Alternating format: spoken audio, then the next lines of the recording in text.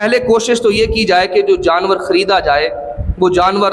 ہر طرح کے عیب سے پاک ہونا چاہیے، اور چونکہ آقا علیہ الصلوۃ والتسلیم نے فرمایا کہ کل قیامت کے دن یہی جانور، قربانی کے جانور تمہاری سواریاں ہوں گی اور اس پر بیٹھ کر تم جنت کے اندر جاؤ گے، لہذا جانور فربا ہو، تر و تازہ ہو، تمام تر عیب اور نقائص سے پاک ہونا چاہیے۔ اگر بالفرض آپ جانور لے آتے ہیں، اس کے اندر کوئی نقص نکل آتا ہے، عیب نکل آتا ہے، یا آپ کو بعد کے اندر پتہ چلتا ہے، تو آپ حضرات ان عیوب و نقائص کو سماعت کیجئے۔ سب سے پہلے اس کی آنکھیں دیکھیں، اس کی آنکھیں دونوں درست ہونی چاہیے، کانا اور اندھا اس کی قربانی جائز نہیں ہے۔ البتہ جو بھینگا ہے اس کی قربانی جائز ہے لیکن مکروہ ہے، قربانی ہو سکتی ہے لیکن مکروہ ہے۔ البتہ اس کی آنکھوں کو جب دیکھا جائے تو کانا اور اندھا اس کی قربانی جو ہے وہ جائز نہیں ہے، یہ عیب جانور کے اندر تصور کیا جائے۔ اسی طرح کان دیکھے جائیں، اگر کسی جانور کے کان پیدائشی طور پر نہیں ہے تو اس کی قربانی بھی جائز نہیں ہے۔ اور اسی طرح اگر کوئی جانور ہے اس کا کان جو ہے وہ کٹ چکا ہے تو اس کے اندر فقہائے کرام فرماتے ہیں کہ اگر تو 1/3 کٹ چکا ہے یا پھر 1/3 سے زیادہ کٹ چکا ہے تو اس کا جانور جو ہے وہ قربانی کے اندر اس کو استعمال نہیں کیا جا سکتا، اس کی قربانی نہیں ہو سکتی۔ اگر 1/3 سے کم کٹا ہے تو اس کی قربانی جو ہے وہ جائز تصور کی جائے گی۔ مثلا یوں سمجھیے کہ کسی جانور کا 3 انچ کا کان ہے،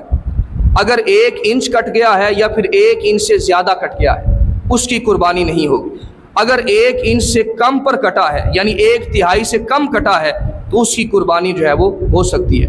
اور دوسری بات، اگر کوئی جانور ایسا ہے کہ جس کے کان پیدائشی طور پر نہیں ہے اس کی بھی قربانی جائز نہیں ہے۔ اسی طرح سینگ جو ہے اگر وہ دیکھے جائیں کہ اگر پیدائشی طور پر سینگ نہیں ہے تو اس کی قربانی جائز ہے۔ کان کے اندر اور سینگ کے اندر یہ فرق ہے، کان اگر پیدائشی طور پر نہ ہو اس کی قربانی نہیں ہوگی، اگر سینگ پیدائشی طور پر نہیں ہے تو اس کی قربانی جائز ہے۔ اسی طرح کسی جانور کا اگر سینگ ٹوٹ گیا ہے، یہ دیکھا جائے کہ وہ سینگ جو ہے وہ جڑ سے تو نہیں خارج ہوا، اگر تو وہ جڑ سے ٹوٹ چکا ہے تو اس کی قربانی جائز نہیں ہوگی، لیکن اگر اوپر سے تھوڑا سا کٹا ہے، جھڑ گیا ہے، یا خود کسی ریتی کے ساتھ اس کو گول کیا گیا ہے تو اس کی قربانی جائز ہوتی ہے۔ اسی طرح اس کے پاؤں دیکھے جائیں، اس کے کھر سلامت ہوں، لنگڑا نہ ہو، اگر معمولی سا لنگڑا ہے اس کی قربانی جائز ہے، لیکن اگر اتنا لنگڑا پن ہے کہ وہ خود چل کر قربان گاہ کی طرف آ بھی نہ سکے تو اس کی قربانی جائز نہیں ہوگی، لیکن اگر معمولی سا اس کے اندر لنگڑا پن ہے تو اس کی قربانی بھی جائز ہوتی ہے۔ اسی طرح اگر آپ بکری خرید رہے ہیں یا گائے خرید رہے ہیں تو اس کے تھنوں کو بھی اچھی طرح دیکھا جائے۔ مثلا بکری، اس کے 2 تھن، اگر 2 تھنوں میں سے 1 تھن اس کا خشک ہے اور 1 تھن اس کا تر ہے اس کی بھی قربانی درست نہیں ہوگی، بکری کے دونوں تھن درست ہونے چاہیے۔ اسی طرح گائے کے اندر 4 تھنوں کے اندر اگر 3 تھن اس کے درست ہیں اور 1 تھن خشک ہے اس کی بھی قربانی جائز ہے، لیکن اگر اس گائے کے 2 تھن خشک ہیں اور 2 درست ہیں اس کی قربانی جائز نہیں ہوگی۔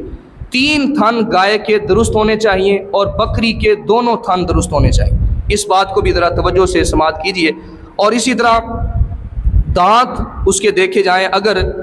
دانت اتنے زیادہ ٹوٹ چکے ہیں کہ وہ چارہ چبا ہی نہیں سکتا تو اس کی بھی قربانی جائز نہیں ہوتی۔ البتہ کوئی 2 3 4 اگر ٹوٹ چکے ہیں اور وہ چارہ آسانی سے چبا سکتا ہے تو اس کی قربانی بھی جائز ہوتی ہے۔ اسی طرح آقا علیہ الصلوۃ والتسلیم نے یہ بھی فرمایا کہ کانا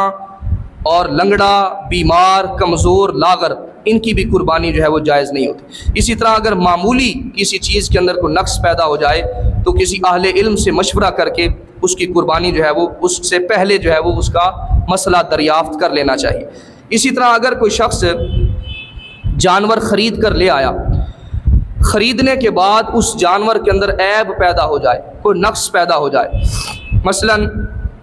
اس کی ٹانگ ٹوٹ گئی، گاڑی سے اتارتے ہوئے اس کی ٹانگ ٹوٹ گئی، یا اس کی آنکھ نکل گئی، یا کوئی اور نقص پیدا ہو گیا۔ اب اس کے اندر 2 صورتیں ہیں۔ پہلی بات یہ ہے کہ اگر تو وہ شخص صاحب نصاب ہے، غنی ہے، مالدار ہے، دوسرا جانور خریدنے کی طاقت رکھتا ہے، قدرت رکھتا ہے، تو پھر فقہائے کرام فرماتے ہیں کہ وہ اس پر دوسرا جانور خریدنا لازمی ہے۔ اگر وہ شرعی فقیر ہے، دوسرا جانور خریدنے کی صلاحیت نہیں رکھتا، تو پھر اسی جانور کو ہی قربان کر دے، اللہ رب العزت اس کو بری و ذمہ فرما دے گا۔ اسی طرح اگر کسی کا جانور چوری ہو گیا، قربانی سے پہلے اس کا جانور چوری ہو گیا، تو اس کے اندر بھی یہی دو صورتیں ہیں۔ اگر وہ غنی ہے، مالدار ہے، تو اس پر لازم ہے کہ وہ دوسرا جانور خرید کر لے آئے۔ اگر وہ شرعی فقیر ہے اور دوسرا جانور خریدنے کی صلاحیت، قابلیت نہیں رکھتا، تو پھر فرمایا کہ اس پر لازم نہیں ہے کہ وہ دوسرا جانور خرید کر لے آئے۔ اسی طرح اگر تیسرا مسئلہ یہ ہے کہ اگر بوقت ذبح اگر جانور کے بدکنے سے، پھسلنے سے کوئی نقص پیدا ہو جائے، عیب پیدا ہو جائے، بوقت ذبح اگر کوئی عیب پیدا ہو جائے، تو پھر غنی اور شرعی فقیر دونوں کے لیے جائز ہے کہ اسی جانور کو ہی قربان کیا جا سکتا ہے۔ بوقت ذبح اگر کوئی عیب، کوئی نقص پیدا ہو، تو وہ جائز ہوتا ہے، اسی جانور کو قربان کیا جا سکتا ہے۔